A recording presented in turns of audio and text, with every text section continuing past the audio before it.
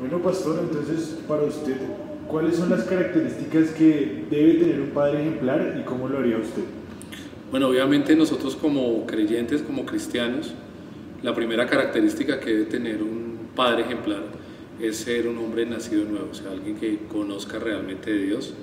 Y antes que la provisión material, antes que sea el proveedor material, debe ser alguien que sea el conductor, el guía espiritual y moral de su casa y que se someta obviamente a Dios. Como sacerdote debe ser un buscador de Dios, tal como está establecido allí en la Biblia. Los patriarcas realmente eran los que buscaban a Dios, no las mujeres, sino era el hombre, y ellos no descargaban en ningún momento esa responsabilidad sobre sus esposas, era el hombre el que era buscador de Dios. En nuestra sociedad actual vemos que siempre es casi la mujer la que es como la que busca de Dios, y no debe ser así. El orden es que el hombre busque de Dios. En Génesis 3:9 hay algo que me llama poderosamente la atención, y es cuando Dios le dice a Adán: ¿dónde estás tú? ¿Dónde está el hombre en la actualidad? Es una pregunta que nos podemos hacer. Los padres no aparecen, la figura paterna, la figura masculina, muchas veces no está en la casa, está dedicada al trabajo, muchas veces abandona a sus hijos, muchas veces por caer en adulterio, por el mucho trabajar, pero nunca aparece. Y Dios le está preguntando al hombre desde el mismo jardín del Edén, en Génesis 3:9, Adán, ¿dónde estabas tú?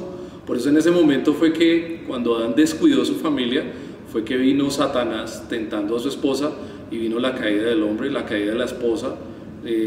Satanás se metió con mentiras y estuvo la primera familia disfuncional, que fue obviamente la familia de Adán. Caín, miren lo que terminó, matando a su hermano, siendo desterrado y obteniendo una gran maldición.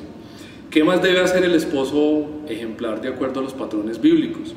Es alguien que debe influenciar, esta palabra es muy importante, con su conducta y con su carácter, en la persona que tal vez más influye sobre la conducta, sobre la forma de vida, sobre las características del hogar, es el esposo.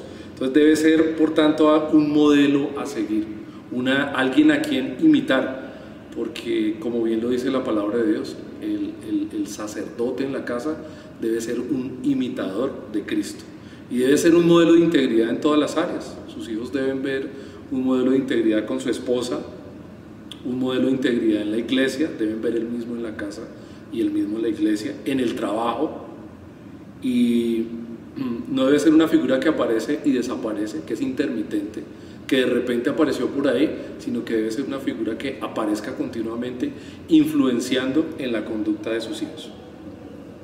Cuando el padre abandona en el hogar, ya sea, por ejemplo, como el caso de Adán, por dedicarse a muchísimas responsabilidades, abre una brecha inmensa para que Satanás engañe a su familia. Dios le ha dado esa responsabilidad importante entonces al padre de ser el sacerdote de su casa y de cubrir y de proteger de esa manera a su esposa, a sus hijos y a su descendencia en general. Esta entonces sería la segunda característica. La tercera característica que debe tener un padre ejemplar, hablemos de instrucción y de ejemplo. Debe ser un padre que instruye a sus hijos, que les enseña la palabra, pero que también es coherente con el ejemplo que les da. O sea, pésimo cuando los padres hablan muchas cosas, enseñan muchas cosas, pero sus hijos no ven un patrón de conducta coherente, y por el contrario, hayan una diferenciación notable entre lo que ellos les están enseñando y lo que realmente son. Entonces, dos cosas que tienen que ir de la mano y que tienen que ser coherentes: la instrucción basada en la palabra de Dios, en principios y valores, en valores fundamentales, en edificar su casa sobre la roca, pero también, al mismo ejemplo, lo que ellos enseñan tiene que ser coherente con su forma de ser, con su estilo de vida y con el ejemplo que les dan. Y por último, el amor y la disciplina.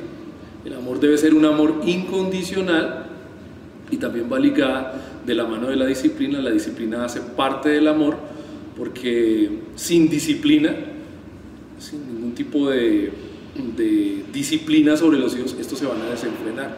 Entonces, dos condiciones finales: amor en servicio, amor en conducta, amor en sacrificial como el amor de Cristo, lo que dice 1 Corintios 13, y disciplina también para los hijos. Si no les damos una disciplina adecuada, si no les enseñamos límites, Si no les damos unas reglas claras y ofrecemos un sistema de reglas, pero también de disciplina o de castigo cuando no se cumplen esas reglas, pues va a haber también una falla garrafal como sacerdotes de la casa. Yo creo que estos serían como los 4 puntos fundamentales que yo veo que habría que tener en cuenta.